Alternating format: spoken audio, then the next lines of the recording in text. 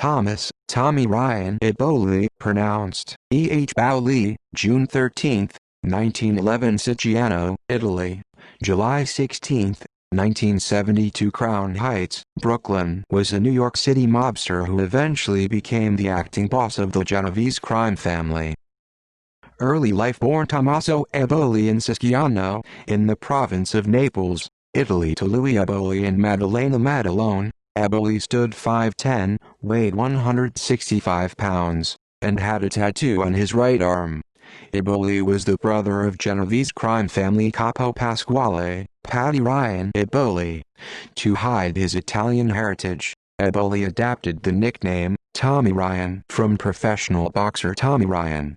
Eboli became a U.S. citizen on August 27, 1960. Thomas Eboli was married to Anna Areola from Melrose Park, Illinois. Their children were Thomas Eboli Jr. and Chicago outfit mobster Louis, the Eboli. After separating from Areola, Eboli entered a relationship with Mary Perello. She bore him two daughters, Maddalena and Mary, and a son, Savrio. Eboli also had two daughters, Roseanne and Joanne, from when he was together with Helen Nagy of Jackson Heights. Eboli and his third family lived in a high-rise apartment building in Fort Lee, New Jersey that overlooked the Hudson River. However, just before his death, Eboli had purchased a home in Fair Lawn, New Jersey. As a young man, Eboli worked as a professional boxer. In the early 1920s, during Prohibition, Eboli became a bootlegger for future crime boss Lucky Luciano. By the early 1930s, Eboli had become the personal bodyguard for Luciano's underboss, Don Vito Genovese. Some sources claim that Eboli committed as many as 20 murders for the Genovese family. In 1933, Eboli was arrested on 6 counts of illegal gambling and disorderly conduct. Boxing manager at some point during the 1930s or 1940s, Eboli became a boxing manager. One of his early boxing protégés was future Genovese family boss Vincent Gigante. On January 11, 1952, Eboli assaulted 2 officials during a professional boxing match at Manhattan's Madison Square Garden Arena. On that evening, Eboli was managing middleweight boxer Rocky Castellani, who was fighting Ernie "The Rock" Durando. After Durando knocked down Castellani in the 6th and 7th rounds, referee Ray Miller stopped the fight and awarded a technical knockout victory to Durando. At that point, an enraged Eboli entered the boxing ring and punched Miller.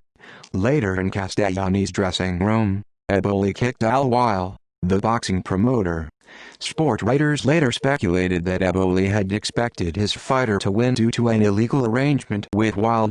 On January 23, 1952, Eboli was indicted on 2 counts of assault from the boxing incident. On May 26, 1952, Eboli pleaded guilty to reduced charges and was later sentenced to 60 days in prison, his only incarceration during a life of crime. The New York State Athletic Commission also banned Eboli from boxing for life. Acting boss: in 1957, Genovese finally became boss, and Eboli became the caporale over the old Greenwich Village crew. Eboli was said to own several tourist nightclubs and gay bars in Midtown Manhattan and Lower Manhattan. Eboli also controlled rackets on the Hudson River docks in Manhattan. Eboli was also the owner of Jet Music Corporation, a jukebox supplier, and Tryon Cigarette Vending Service, Inc. On April 17, 1959, Genovese was sentenced to 15 years in federal prison, leaving Eboli as acting boss of the family. Gerardo Jerry Catanna became underboss and Michelle Big Mike Miranda became consigliere. Anthony Tony Bender Strollo became Eboli's top aide. Some authors claim that for the next 10 years, family decisions were made collectively by a committee ruling panel that included Eboli, Catanna, and Capo Philip Lombardo. Other authors state that Miranda, not Lombardo, was the third member of this panel. On February 14, 1969, Genovese died of natural causes in prison, leaving the Genovese family hierarchy in turmoil. Eboli was a logical successor, but his health had deteriorated that year, plus he was under investigation. On July 28, 1969, Eboli suffered his third heart attack of that year. He was rushed to New York University Medical Center in Manhattan, where he eventually recovered. His previous heart attack occurred on July 17, 2 days after appearing before the New Jersey State Investigation Committee in hearings on organized crime. Eboli first suffered an attack in February 1969 at a New York State Investigation Commission meeting. However, both law enforcement and other mobsters believed that Eboli had faked some of these attacks. After Genovese's death, Catena became the new official boss. However, Catena was indicted and jailed in 1970. With Catena gone, Eboli now became the official boss of the Genovese family. However, Lombardo and Miranda were really in charge, and Eboli was just a front for law enforcement.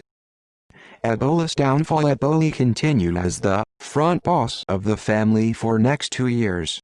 However, Eboli wanted to be the real head of the Genovese family. To further his advancement, Eboli borrowed $4 million from the commission chairman and head of the rival Gambino crime family, Carlo Gambino, to fund a new drug trafficking operation. However, law enforcement soon shut down Eboli's drug racket and arrested most of his crew. Gambino and his underboss Paul Castellano allegedly came to Eboli to get their money back, but he did not have it. Gambino then allegedly ordered Eboli's murder due to lack of payment. However, it is believed that Gambino actually wanted to replace Eboli with Gambino ally Frank Funzi Thierry, and that Gambino used the drug trafficking operation to set up Eboli. On July 16, 1972, Eboli left his girlfriend's apartment in Crown Heights, Brooklyn around 1008 am and walked to his chauffeured Cadillac car. As Eboli sat in the parked car, a gunman in a passing truck shot him 5 times. Hit in the head and neck, Eboli died instantly. No one was ever charged in this murder. Eboli was buried at George Washington Memorial Park in Paramus, New Jersey. Aside from the Eboli family, the only attendees at the graveside were law enforcement. See also List of unsolved murders. References. Further reading: Capesi, Jerry. The Complete Idiot's Guide to the Mafia. Indianapolis. Alpha Books, 2002. ISBN 0-02-8642225-2. Davis, John H. Mafia Dynasty: The Rise and Fall of the Gambino Crime Family. New York: HarperCollins, 1993. ISBN 0-06-016357-7. Whitney, Jonathan. Vicious Circles: The Mafia in the Marketplace. New York: W. W. Norton, 1979. ISBN 0-393-01188-7. Rob Selwyn. 5 Families: The Rise, Decline, and Resurgence of America's Most Powerful Mafia Empires. New York: St. Martin Press, 2005. ISBN 0-312-30094-8. Mafia: The Government's Secret File on Organized Crime. External links. Thomas Eboli. Down for the Count by Alan May. Thomas Eboli at Find a Grave.